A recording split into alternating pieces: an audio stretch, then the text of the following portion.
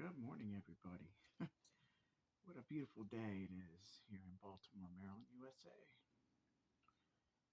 I guess what I'm gonna start doing is maybe throughout the day or daily, I'm gonna let people know a little bit about me. Why not? Nice to get to know people. Let you know a little bit about my life. First, start out, James Nowicki from Baltimore, age 42. I will tell you that my life started here in Baltimore, Maryland, USA. But it's not going to end here, that's for sure. Bigger expectations, bigger things to come. Well, let's just start out. Let me take it back to 83.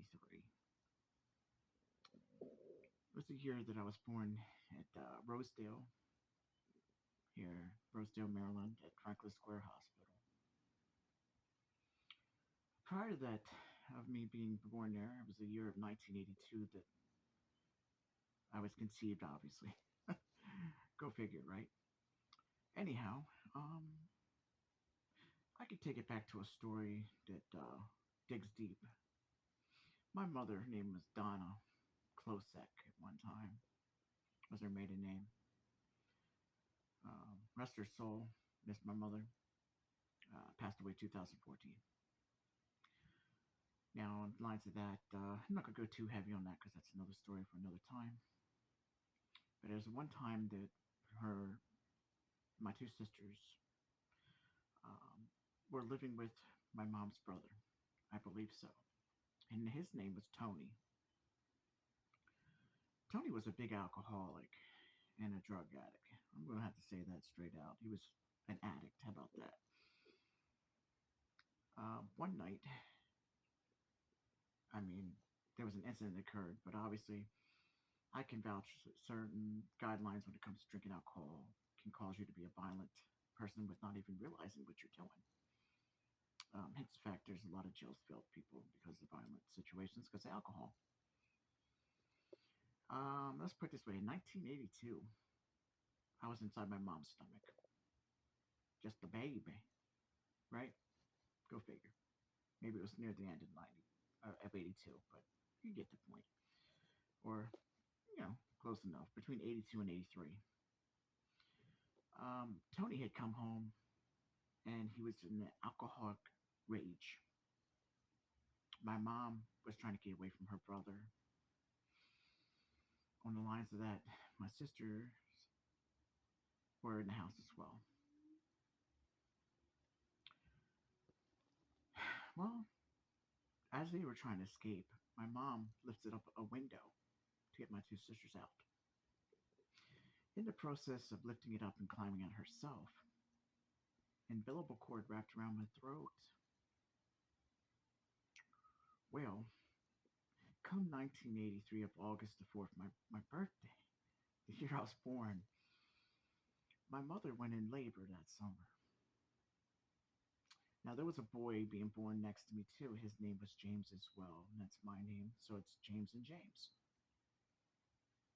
You know, I've met him before, nice gentleman, great African American gentleman, however you want to call it.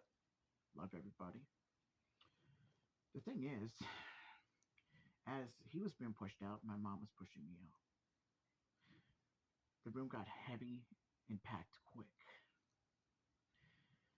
Believe it or not, being a baby and being pushed out and squirming your way back up into your mother, into the uterus or belly, whatever you want to call it, was an incident that occurred.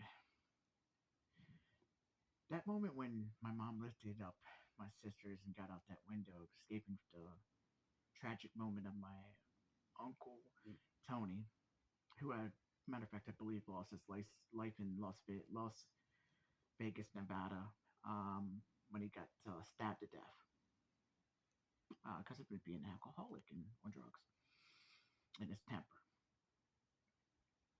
Well, to get back to the point here is when that cord wrapped around my throat and shifted, every time my mother would push, it would get tighter around my throat. By the grace of God, as I call Abba my father, what I did was, I guess guess I squirmed back up the canal like a fishy, to the point where I guess being a baby, you can't have too much other than say that bam, it's gonna hurt and maybe it'll kill you. Well, my mom had to give big pushes to get me out. I came out as black, blue, purple, just no life, completely dead, like a stillbirth. Hospital at Franklin Square had nurses, doctors. I mean, you name it, they were in there trying to provide me as a baby. I came back to life after being pronounced clinically dead in August 4th, 1983. That's the very beginning of my life and what happened. I mean, there was points where my father, which I met about 10, 11, maybe 10, 11 years old, maybe 11 and a half, for the first time. Now, for some reason, my mother didn't put him on the birth certificate, but I'm not blaming her. It is what it is. You know, go the whole life and not knowing that you actually really have a father, but yet he loves you and he pays child support the entire time. He did. He did. Besides the point. Um, got my name legally changed to my father's name when I turned 18.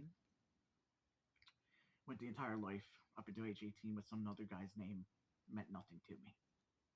Well, at that particular time, I mean, everybody means something to me, but he had no relation to me whatsoever.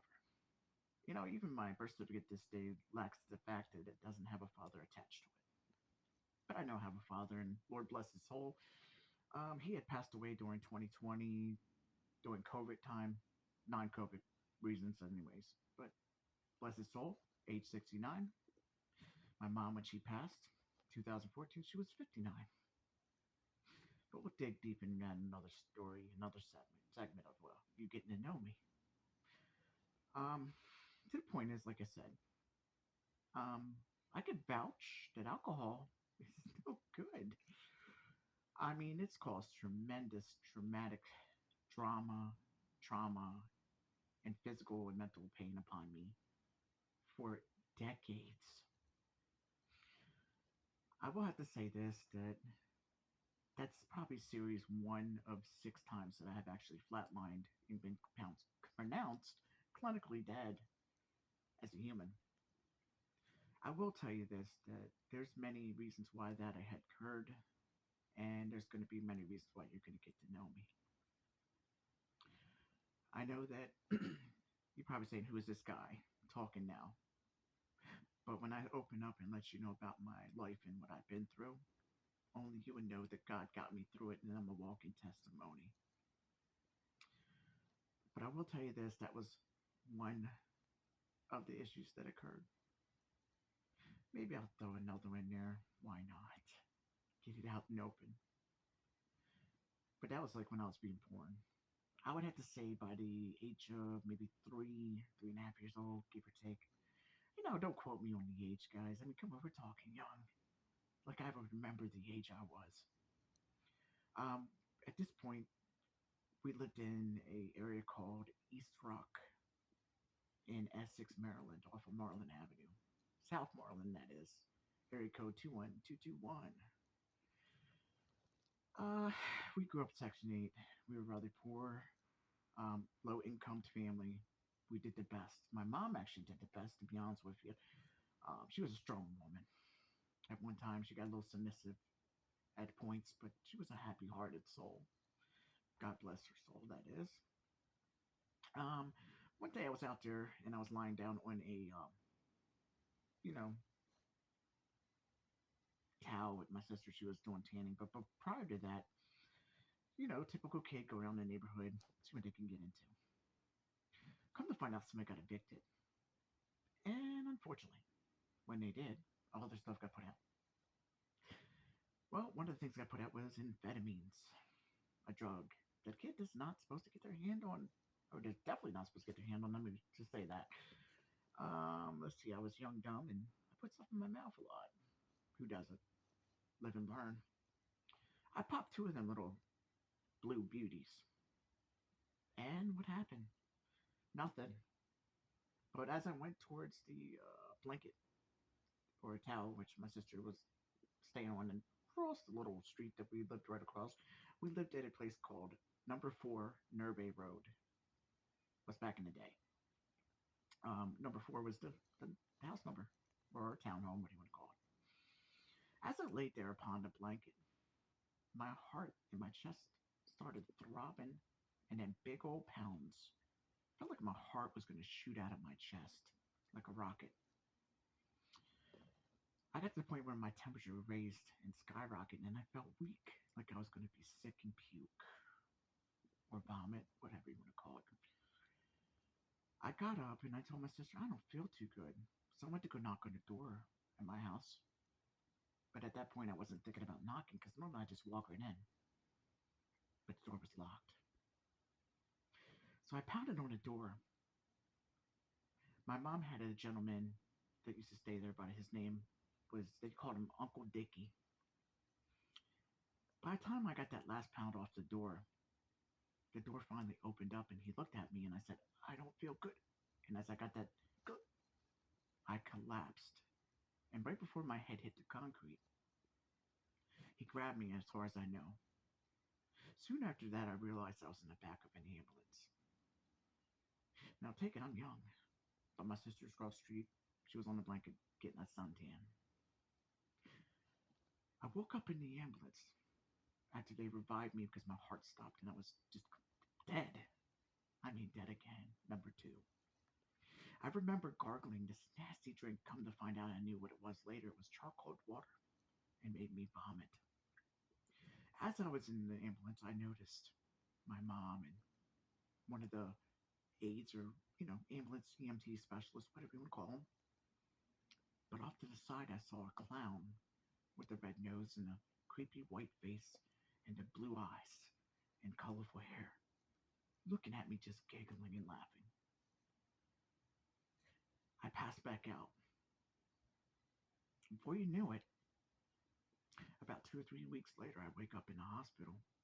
At that point in time, the hospital that I generally went to was actually known as Old City Hospital off of Eastern Avenue in Baltimore, Maryland. And when I did get there and woke up, I was weak and attached to monitoring devices on my chest. I stayed at that hospital for a significant amount of time, and then eventually they cut me loose. I went to game room, play with the kids. I also had moments where I was, eating those little styrofoam candies back in the day, kind of like peanuts that had like marshmallow peanuts back in the day. Reading my golden books that I had and my etch a sketch, or maybe not the etch a sketch.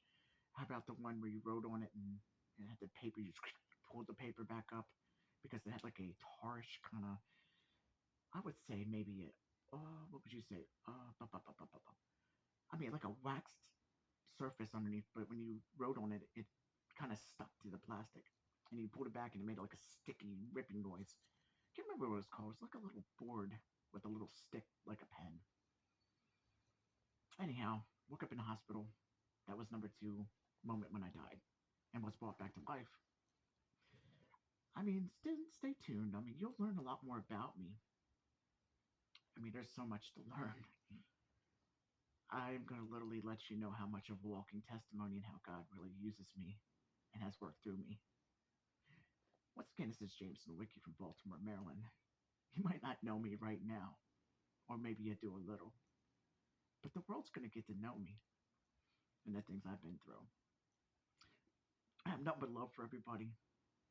And don't worry, maybe a little later today I'll chirp in with another bit of my testimony.